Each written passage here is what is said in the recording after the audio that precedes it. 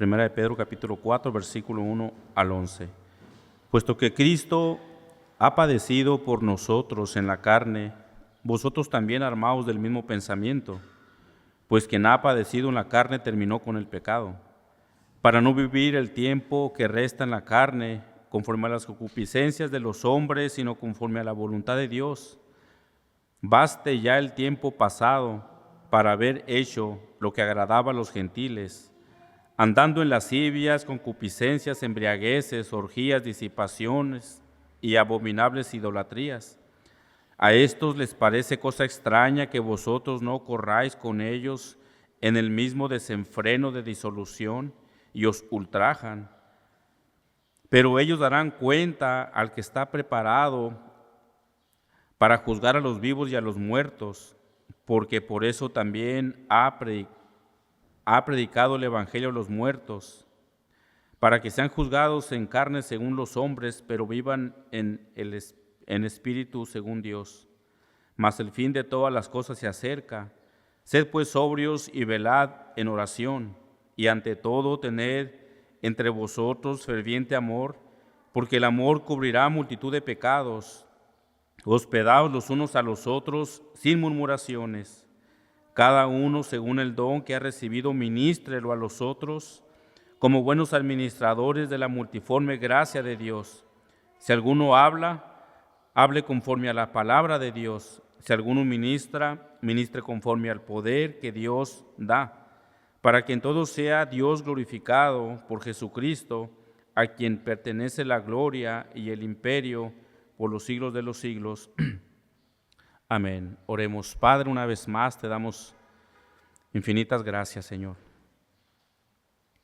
En esta hora, Señor, en este día tan especial, Señor, permítenos, Señor, ir a usted, Señor, con un corazón arrepentido, Señor. Perdone nuestras faltas, nuestras iniquidades, Señor. Y ayúdenos, Padre, que a través de su hermosa palabra, Señor, podamos entender el mensaje, Señor, para cada uno de los que aquí estamos, Señor. Que tu palabra nos santifique, nos exhorte y nos dirija, Señor. En tu misericordia oramos. Amén. Continuamos entonces, amados hermanos, con esta serie del apóstol Pedro. Y para recordar un poco lo que miramos la última vez, observamos que Pedro les trajo a la memoria a los lectores, a sus lectores, de cómo Cristo había padecido por los pecados, cómo le había padecido en su propia carne por los pecados de los hombres. Y él les exhortó a que deben de armarse de un mismo pensamiento en cuanto a los padecimientos, como creyentes, de la misma manera que Cristo padeció en la carne. Pedro exhorta a sus lectores a que ellos deben de tener el mismo pensamiento, en estar listos, en estar preparados para cuando esos padecimientos llegaran a sus vidas. Otra exhortación de la cual también Pedro habla a sus lectores fue que como hijos de Dios ya no debían regresar a los pecados pasados que antes cometían. Ellos debían de apartarse, alejarse lo más que pudieran de los pecados que ellos cometían o cometieron en el pasado. Ellos debían de tener un comportamiento muy diferente a los cuales estaban acostumbrados a vivir cuando no eran creyentes. Y por supuesto, este nuevo comportamiento como creyentes tuvo como resultado la hostilidad de aquellos que eran sus amigos. Ellos recibieron también ultrajos por sus amigos cuando ya no quisieron correr la misma carrera de desenfreno que antes ellos vivían. Ahora en estos versículos que vamos a leer, se encuentran, en este versículo que se encuentra en nuestro pasaje, vamos a observar la importancia de tener una mente centrada en Cristo en cuanto a su regreso. También vamos a observar por qué Pedro exhortó a sus lectores a ser sobrios, porque ellos debían de estar velando en oración. Es una exhortación muy fuerte que Pedro hace a sus lectores. Y vamos a observar también cómo el amor verdadero entre creyentes cubre multitud de pecados y de cómo el creyente también debe de poner los dones que Dios le ha dado al servicio de los demás. Vamos a examinar únicamente de los versículos 7 al 11 en esta hermosa mañana, y pongas tus ojos ahí en el versículo 7. El apóstol Pedro, hablando a sus lectores, dice: mas el fin de todas las cosas se acerca, sed pues sobrios y velad en oración. La primera frase que miramos ahí que el apóstol Pedro le dice a sus lectores, dice él: mas el fin de todas las cosas se acerca. Así como todo principio, también hay un fin.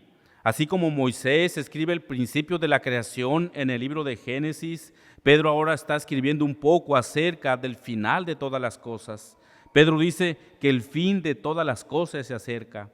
Esto hace una referencia al regreso eminente de Cristo. Ellos debían de dejar de practicar los pecados pasados, los cuales ellos hacían, y vivir conforme a la voluntad santa de Dios. Por ejemplo, Pedro les había escrito sobre el regreso de Cristo en su segunda carta, capítulo 3, verso 10. Pedro dice: pero el día del Señor vendrá como ladrón en la noche, en los cuales los cielos pasarán con gran estruendo, y los elementos ardiendo serán deshechos, y la tierra y las obras que en ellas hay serán quemadas. El regreso de Cristo, amados hermanos, es una garantía. Es una promesa de que Él iba a regresar. Y Pedro animó a sus lectores a seguir soportando con paciencia todos los padecimientos que ellos estaban pasando por ser creyentes. Pedro les dice: el día del Señor se acerca. Por lo tanto, deben de estar preparados, deben de estar listos para cuando eso acontezca. En nuestro versículo 7, Pedro les da una esperanza a sus lectores. Cuando él dice: el Señor regresa por los suyos, les está diciendo que todo sufrimiento como creyentes terminará. Todos los padecimientos los cuales ellos estaban pasando se acabarán. Esa persecución terminaría para siempre con el regreso de Cristo. Ellos ya no iban a ser perseguidos, ya no iban a ser calumniados, ya no los meterían presos, ya no serían vistos como la escoria del mundo. En pocas palabras, todo su sufrimiento terminaría. Ellos estarían en la presencia de Dios por toda una eternidad. Esto, amados hermanos, también es una esperanza para el creyente de hoy. El saber que un día Cristo vendrá y que todo lo que tú puedas estar pasando o yo pueda estar pasando terminará. Pedro exhortó a sus lectores a que sufrieran con paciencia lo que estaban pasando. Y de igual manera, hermanos, es una exhortación para nosotros. El Señor viene pronto. Él está cerca. Por lo tanto, debemos ser pacientes en su regreso. Debemos seguir soportando con paciencia las aflicciones temporales y esperar el regreso inminente de Cristo. En este versículo, Pedro encierra lo que viene diciendo en los versículos anteriores, donde exhorta a sus lectores a ya no regresar a esos pecados pasados, porque el fin de todas las cosas se acerca.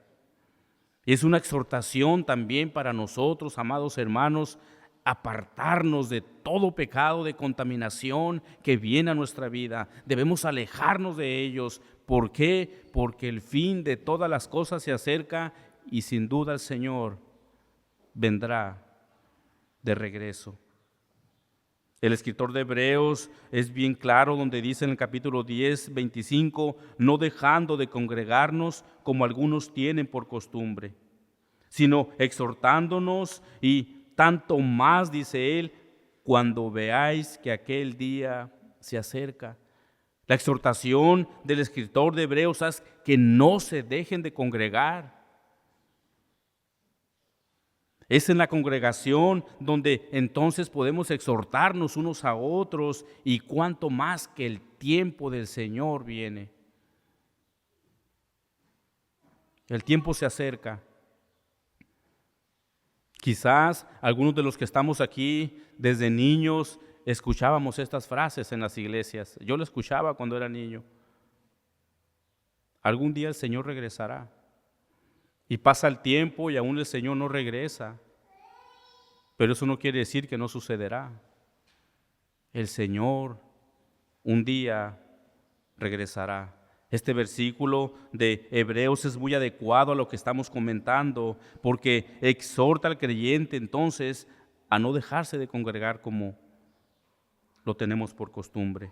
Santiago de la misma manera también exhorta a sus lectores sobre el regreso de Cristo. En capítulo 5:8 dice: tened también vosotros paciencia y afirmar vuestros corazones, porque la venida del Señor se acerca. El regreso de Cristo es eminente, va a suceder. Por eso Pedro, cuando dice que el fin de todas las cosas se acerca, esto nos hace meditar un poco en la manera de vivir que llevamos.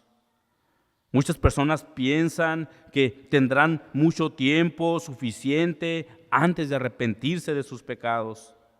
Muchos piensan que pueden vivir en sus pecados por un largo tiempo, vivir en la carne, en los placeres de este mundo por un largo tiempo, cuando no saben que el Señor ya viene de regreso. Pedro, al decir que el fin de todas las cosas se acerca, eso debe de traer una esperanza a todo creyente. Esa es la esperanza del creyente.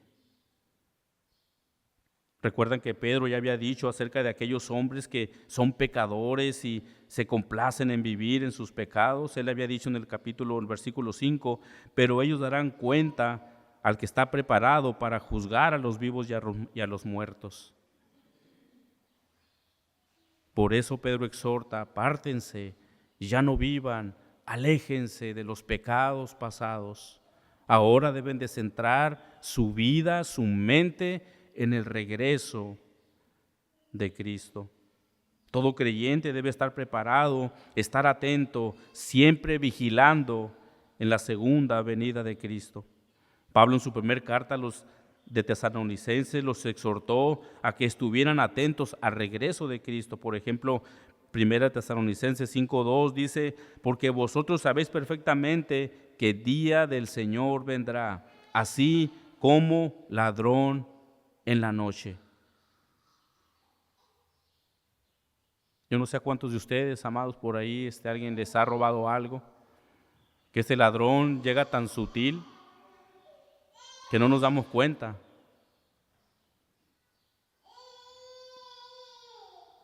Debemos de estar preparados para cuando el Señor venga de regreso. En Apocalipsis 16:15 dice: he aquí, yo vengo como ladrón. Bienaventurado el que vela y guarda sus ropas para que no ande desnudo y vean su vergüenza. Entonces, el retorno de Cristo está garantizado. Y con eso en mente, entonces ahora Pedro dará una serie de exhortaciones a sus lectores para que siempre estén atentos a este acontecimiento. Las primeras dos exhortaciones las miramos en el versículo 7. Pongan sus ojos ahí: mas el fin de todas las cosas se acerca, sed pues sobrios y velad en oración. Cuando Pedro está diciendo sed pues, él está exhortando a sus lectores a que estuvieran listos o preparados para cuando Cristo regresara. Sus mentes tenían que estar centradas para el regreso de Cristo. Ellos no debían gastar su tiempo en cosas que no aprovechan para nada, ni en los afanes de este mundo. Su mente debía estar centrada en el regreso de Cristo. Dice Pedro: sed pues sobrios. La primera exhortación la miramos en esta frase. La frase sean sobrios quiere decir tener una mente estable y clara. O como decimos en ocasiones, a no perder la cabeza. Es todo lo contrario a estar ebrio o borracho. Una persona ebria no está en sus 5 sentidos, vacila con sus pensamientos. Pero una persona sobria tiene la mente centrada en algo. Los lectores de Pedro debían de ser sobrios, con una mente centrada en algo. Esta palabra en su idioma original se puede traducir de la siguiente manera: cabal, cordura, cuerdo o prudente. En medio de esa persecución, los lectores de Pedro debían de ser sobrios. Ellos debían de estar listos con su mente centrada en el regreso de Cristo. Aunque ellos estaban pasando por una fuerte persecución, ellos no debían de quitar su mente en esa esperanza del regreso de Cristo. No debían perder la cabeza. Por esa razón, Pedro hace esta exhortación: sean sobrios, sean cabales en lo que va a suceder. Y de la misma manera también, todo creyente actual debe de ser sobrio, debe de ser cabal en su manera de pensar referente al regreso de Cristo. Debe tener una mente centrada en ello. Lamentablemente hoy muy poco se predica del regreso de Cristo. Pocos pastores se paran detrás del púlpito a predicar del regreso de Cristo. Y eso es tan importante porque tenemos una esperanza en ello.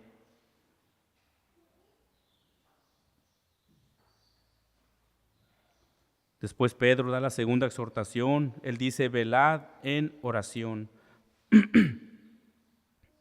La exhortación de Pedro a sus lectores es que ellos debieron de estar velando constantemente en oración, porque Cristo regresará. Él está por venir y por lo tanto ellos debían de estar preparados. Hermanos, la oración es la puerta a la presencia de Dios. Sin la oración no puede haber una intimidad con Dios. La oración es muy importante en la vida del creyente. Pero lamentablemente el creyente ha descuidado la oración. Las ocupaciones diarias han movido al creyente de su deber primordial. Ha dejado la oración por un lado.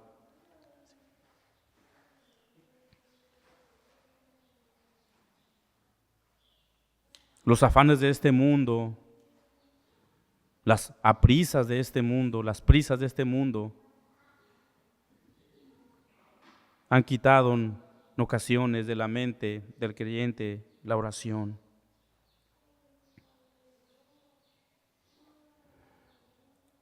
Puesto que Pedro dice que el regreso de Cristo es eminente, sus lectores debían de estar siempre centrados en solo una cosa: el regreso de Cristo. Por lo tanto, ellos debían de estar velando y orando. Ahora, ¿cómo puede un creyente velar en oración cuando está lleno de actividades que lo separan de la oración? Estas actividades consumen el tiempo tan rápido que se va el día. No se buscó la presencia de Dios mediante la oración. Dice un escritor refiriéndose a esta exhortación de Pedro sobre la oración, y cito: tal vez Pedro, al escribir sobre la oración, le trajo el triste recuerdo de la ocasión en que el miedo, la curiosidad ociosa, la incansable excitación y el descuido del deber le hicieran dejar de velar y orar, y negó a su Señor.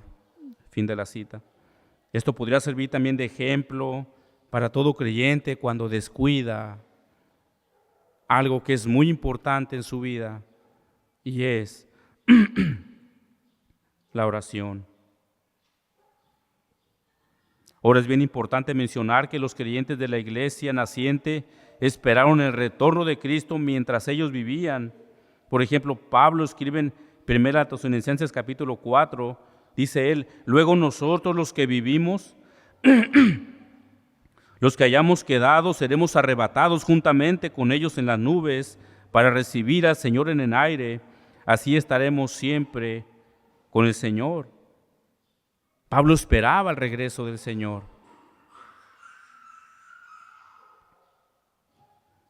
Y aunque esto no sucedió en el tiempo de Pablo, ni ha sucedido en estos tiempos, esto no quiere decir que no va a pasar. El fin de todas las cosas se acerca. Por lo tanto, el creyente debe siempre tener una mente centrada al regreso de Cristo y estar constante en oración. Pero Pedro no solamente exhortó a sus lectores a que fueran sobrios y que velaran en la oración, sino también a mostrar un amor entre ellos. Él había dicho que Cristo regresaría y que ellos necesitaban mostrar ese amor como hermanos los unos con los otros. Vamos al texto, verso 8, esta pequeña frase: y ante todo. O sea, Pedro está diciendo, y por encima de ser sobrios y de estar velando en oración, es importante el amor que ellos se debían de tener los unos a los otros. Y esto nos lleva a la tercera exhortación. ¿Cuál es? El versículo nos lo dice la siguiente frase: tener entre vosotros ferviente amor. Este amor no es cualquier tipo de amor, no es un amor únicamente que sale de tus labios. Pedro dice un ferviente amor. Se refiere a un tipo de amor más elevado, el tipo de amor que no hace mal a nadie, el tipo de amor que busca hacer el bien de los demás. Cuando Pedro usa la expresión de ferviente amor en su idioma original, denota estirado o extendido. Ellos, como hermanos en Cristo, debían de estirarse o extenderse en amor hacia sus demás hermanos. Hacer el máximo esfuerzo para amar a sus hermanos. Por eso les digo, este no es un tipo de amor que nomás te dice por encimita. Era un ferviente amor.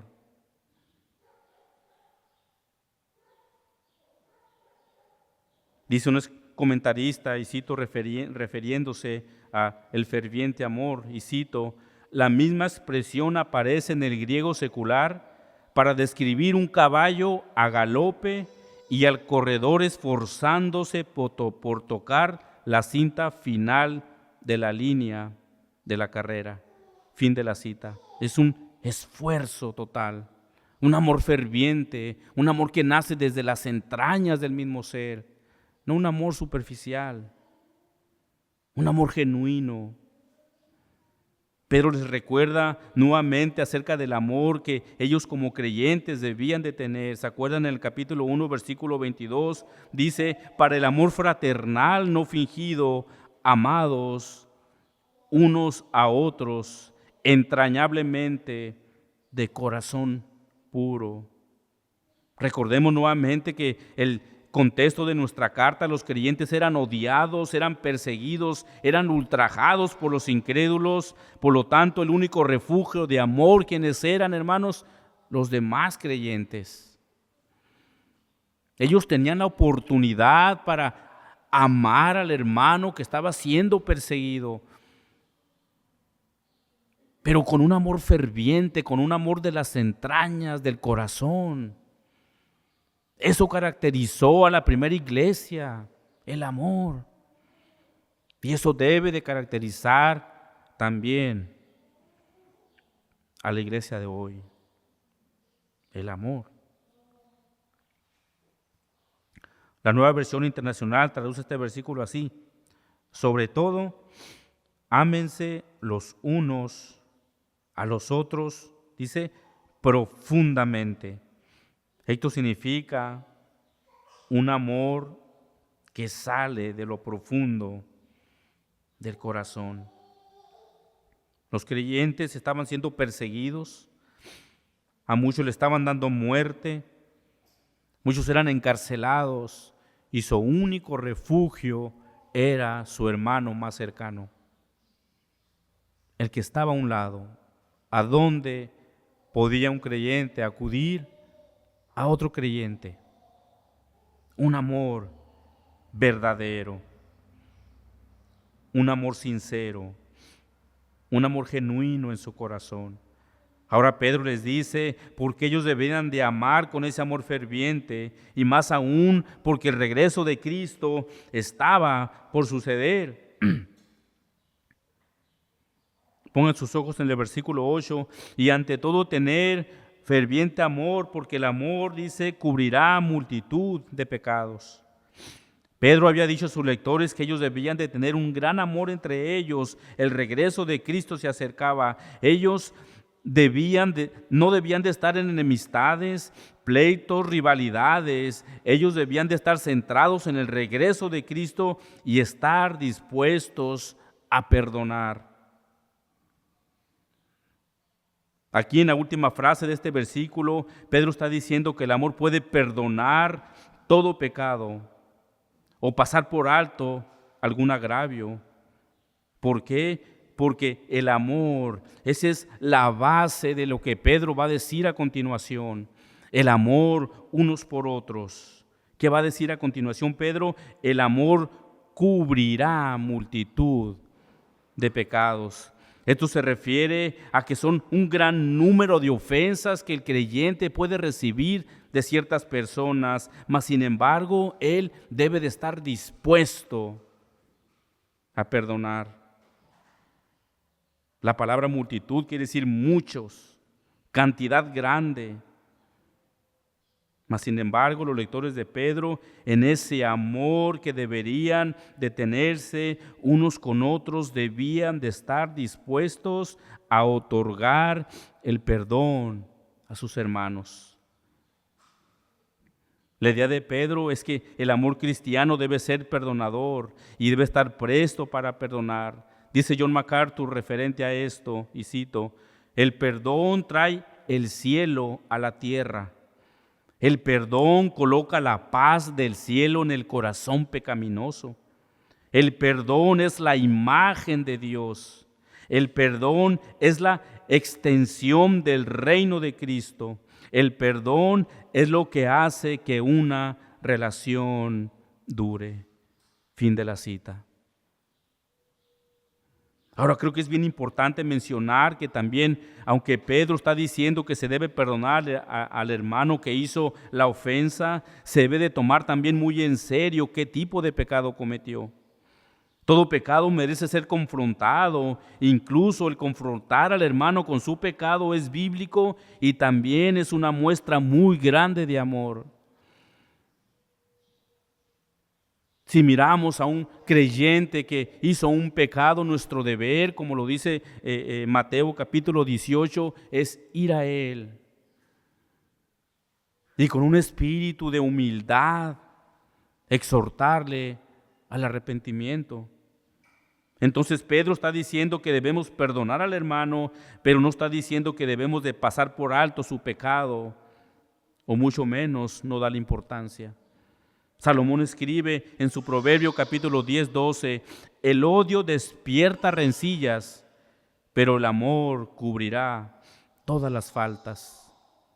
Esta exhortación de que como creyente se debe perdonar las faltas de los demás es tan importante que Jesús mismo exhortó a sus discípulos. En Mateo capítulo 6, versículo 14, Jesús diciendo a ellos, porque si perdonáis a los hombres sus ofensas, os perdonará también a vosotros vuestro Padre Celestial.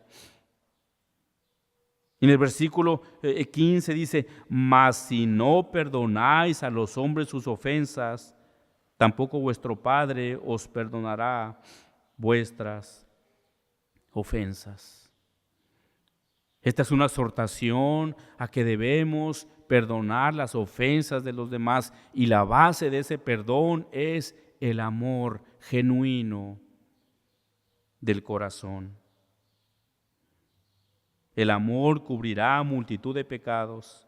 Es la exhortación que Jesús da a sus discípulos y también es aplicable para nosotros. El amor genuino es la base para todo perdón de pecados. Amado hermano, a manera de preguntas o de reflexión, ¿cuál es tu reacción cuando alguien te ofende? ¿Cuál es tu actitud cuando alguien te ofende? ¿Lo pasas por alto? ¿Estás presto para ir y perdonar? ¿O lo atesoras en tu corazón para cuando la ocasión se presente puedas regresarle mal por mal? ¿Cuál es tu actitud? ¿Cuál es tu actitud? Recuerda una vez más que la base para el creyente, para que pueda perdonar, según nuestro texto, es el amor ferviente. Porque de ese amor nace el perdón. Una persona sin amor jamás podrá otorgar perdón a los demás. Una persona sin amor jamás podrá otorgar perdón a los demás. Por eso es bien importante lo que Pedro dice: el amor ferviente cubrirá multitud de pecados. Pedro pone al amor por primer lugar antes de poder perdonar. Es muy importante. Si no hay un amor verdadero en el corazón de alguien que profesa ser creyente, difícilmente podrá perdonar las ofensas. Y quizás sucede que algún creyente no acepte que cometió alguna falta, algún pecado, pero tu corazón, el corazón del creyente, debe de esperar en Dios de que esa persona que cometió la ofensa pueda llegar al arrepentimiento. No excluirlo, sino orar por él.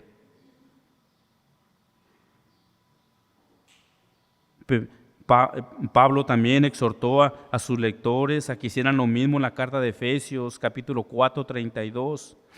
Él exhorta a sus lectores y dice: antes sed benignos unos con otros, misericordiosos, perdonándoos unos a otros. Y luego él dice como Dios también os perdonó a vosotros en Cristo. En su carta a Colosenses también de la misma manera, Pablo dice en el capítulo 3:13, soportándoos unos a otros y perdonándoos unos a otros, si alguno tuviere queja contra otro, de la manera que Cristo os perdonó, así también hacedlo vosotros. Cuando a ti te falte otorgar el perdón a una persona, recuerda primero que Cristo te perdonó a ti. No solo una, ni dos, sino miles de faltas. Y hasta el día de hoy todavía todo creyente ofende la santidad de Dios. Y el Señor en su gracia y en su misericordia perdona. De esa misma manera el creyente debe de perdonar a quien lo ofende. Podemos ver en las Escrituras esta clara exhortación. Debemos de amar primero con un amor puro y sincero y después perdonar a nuestros ofensores, así como Cristo nos perdonó. Pedro quería que sus lectores tuvieran ese amor genuino entre ellos y de alguna manera ellos podrían manifestarlo otorgando el perdón. Pedro usa este versículo como introducción a lo que va a escribir. El fin de todas las cosas se aproxima, el regreso de Cristo es eminente, por lo tanto, vamos a mirar la cuarta exhortación en el versículo 9, la cual dice Pedro aquí: hospedaos los unos a los otros. En el mundo antiguo los viajeros tenían que depender de conocidos, amigos o parientes para recibir alojamiento en la noche. Por lo general, las posadas eran inseguras e incómodas. Ahora en los días de Pedro, esto podía referirse a los que habían sido expulsados de sus hogares por la persecución o los que estaban haciendo un largo viaje. Ellos, por causa de esta persecución, necesitaban ser hospedados por otros creyentes. Esta palabra de hospedados en su idioma original significa amor a los extraños o amigos del extranjero. El ser hospitalario se considera muy importante, tanto así que es uno de los requisitos que se debe de tener cualquiera que quiera ser anciano o obispo de una iglesia. Por ejemplo, como estamos aprendiendo en las cartas que nuestro pastor nos está dando los jueves. En primera de Timoteo 3:2 dice: pero es necesario que el obispo sea reprensible, marido de una sola mujer, sobrio, prudente, decoroso, hospedador. En Tito 1:8 dice: sino hospedador. Esta característica debe de estar presente en todo creyente. Pedro exhortó a sus lectores a que tuvieran un amor ferviente, que ellos dieran alojamiento o posada a los creyentes que no tenían dónde dormir. Los lectores de Pedro debían de ser hospitalarios y debían de hacerlo, escuchen, sin murmuración. Ellos debían de servirse unos a otros con una buena actitud. Por eso Pedro les exhortó a que debían de hacerlo sin murmuración. Esta palabra de murmuración en su idioma original se puede traducir como rezongo.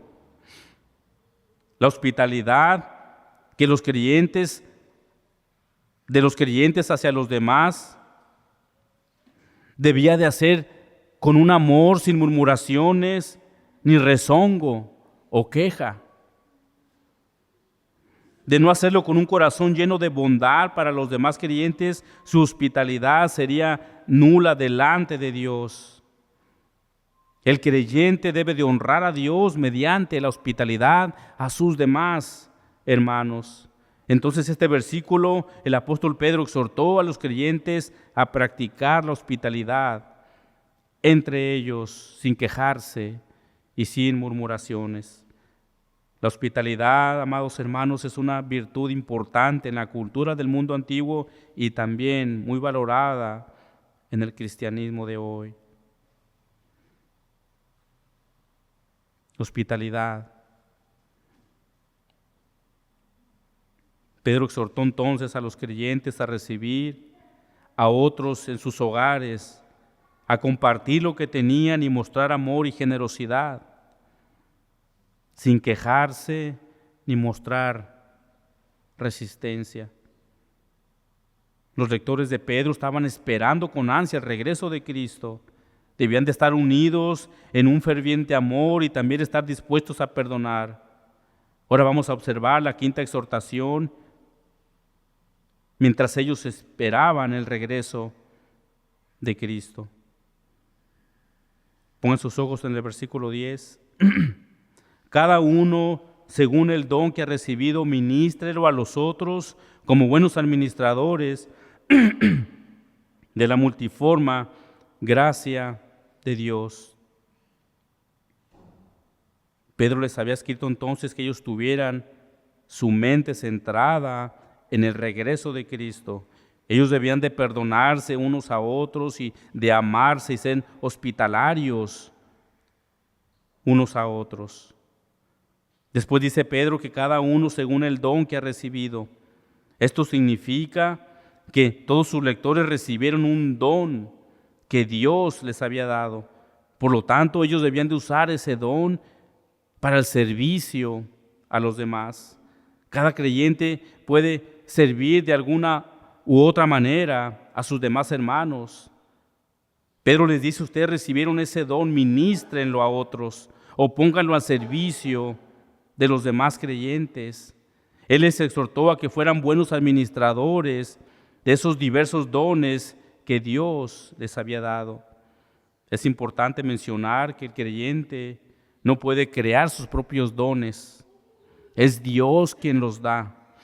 Estos dones pertenecen a Dios y cuando a Él le place darlos a sus hijos, Él los da de la manera que Él quiere, pero para usarlos para el reino de Dios. Entonces Pedro exhortó a sus lectores a que usaran sus servicios. A continuación vamos a mirar cuáles eran los servicios o los dones que Pedro habla aquí. Versículo 11 dice: si alguno habla, hable conforme a la palabra de Dios. Si alguno ministra, ministre conforme al poder que Dios le da, para que en todo sea glorificado Dios por Jesucristo, a quien pertenece la gloria y el imperio por los siglos de los siglos. Lo primero que observamos en este versículo es que Pedro dice: si alguno habla, hable conforme a la palabra de Dios. Pedro está diciendo: si alguno habla, no lo haga conforme a sus propias opiniones particulares o sus propios pensamientos, sino que transmita el mensaje de Dios en su hablar. Esto es una exhortación del habla. No solo se limita a la iglesia local. Pedro no se refiere al poder de hablar, más bien se refiere al contenido del habla o lo que hay en el hablar. En otras palabras, es lo que se habla. Por ejemplo, un no creyente puede hablar y convertir su contenido en maldiciones, chismes, murmuraciones, críticas y todo ese tipo de cosas.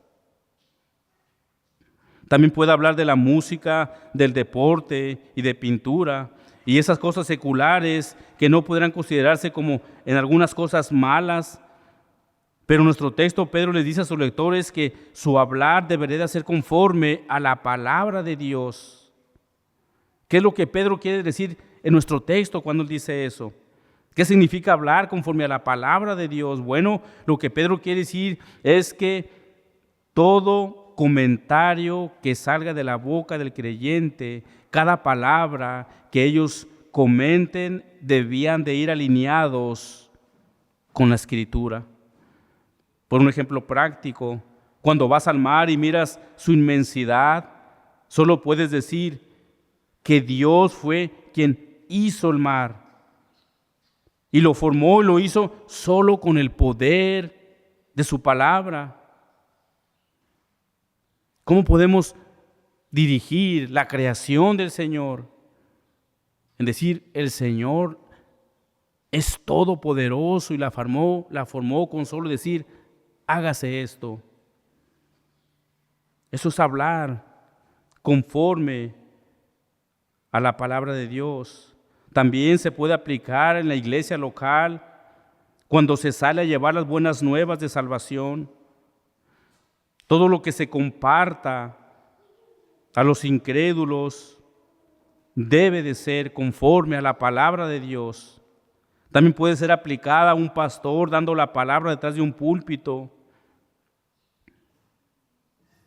Esto también es aplicable.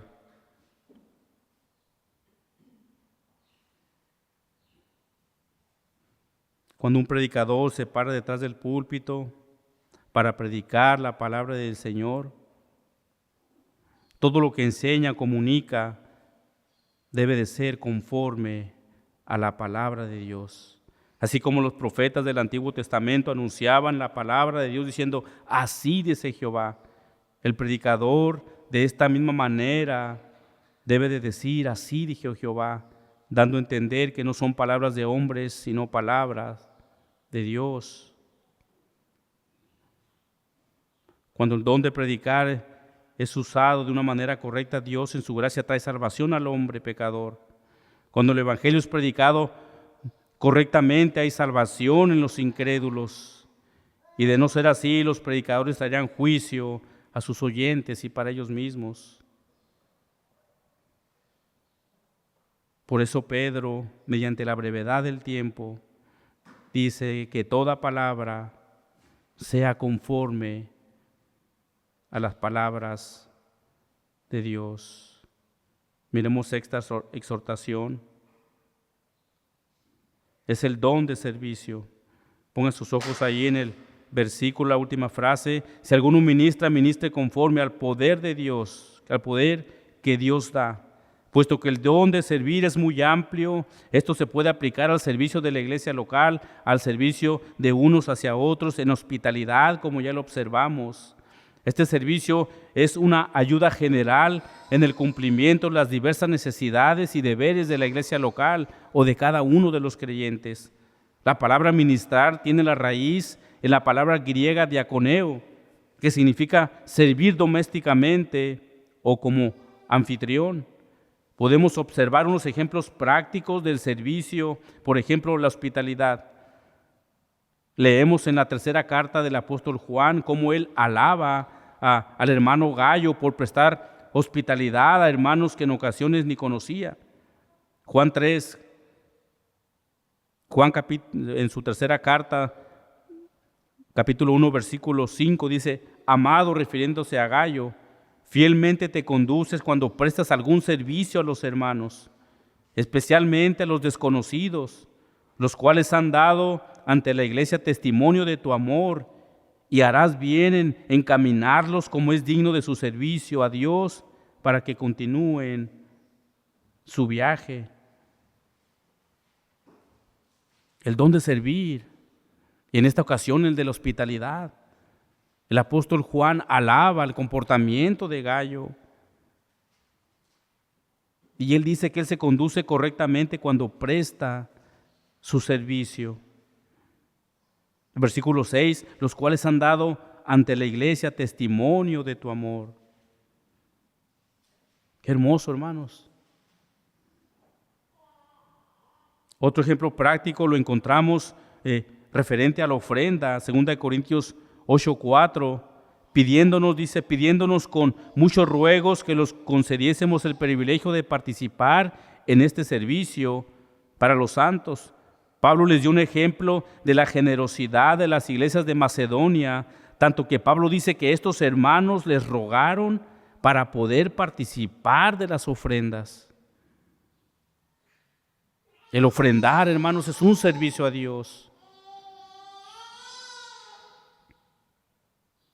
Y esto trae honra al Señor.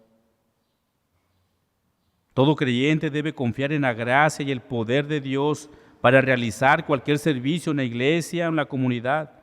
La idea es de que el servicio debe ser realizado con humildad, dependencia de Dios y para su gloria, no por nuestra propia fuerza.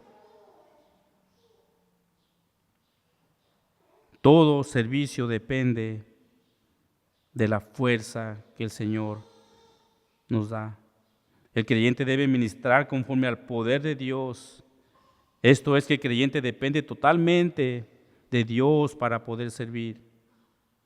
Y para finalizar, Pedro da una doxología al final de este capítulo. Pedro dice: a quien pertenece la gloria, el imperio y por los siglos de los siglos. Todas estas exhortaciones que Pedro les había dado tenían un propósito en particular, y ese propósito era para que Dios fuera glorificado. Como creyentes siempre debemos de tener en mente que todo servicio que se realice se debe de buscar la exaltación de Dios, que Dios sea glorificado. Pedro les había dicho que su servicio glorificaba a Dios por su Hijo Jesucristo, así que Él es el único que recibe la gloria. Esta frase también puede ser un himno de alabanza y reconocimiento de que toda la gloria y el testimonio pertenecen a Dios por toda la eternidad. Es una forma de afirmar la grandeza de Dios y reconocer su autoridad sobre todas las cosas. El amén que aparece al final es una afirmación de acuerdo o confirmación de la verdad de lo que Pedro había dicho. Pedro está declarando que la gloria y el dominio son eternos, atributos únicamente exclusivos de Dios. Y él dice, amén. Entonces, para concluir, Pedro exhortó a sus lectores a vivir con una paciencia sobria acerca de los últimos tiempos. Pero mientras eso pasaba, ellos debían de poner sus servicios a los demás. Ellos debían de perdonarse unos a otros.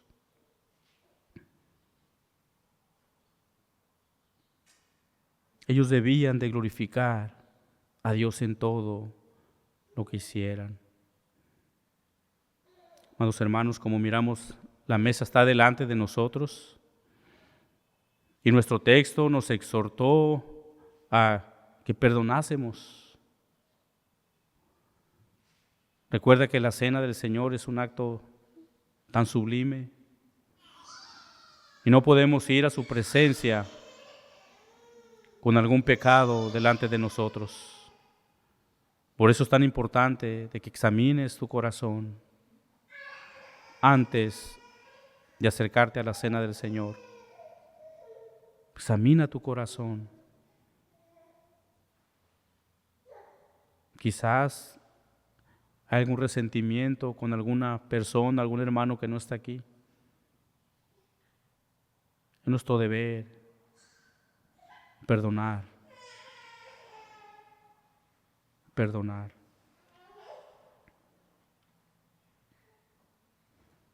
Vamos a orar antes de pasar a la cena del Señor. Padre,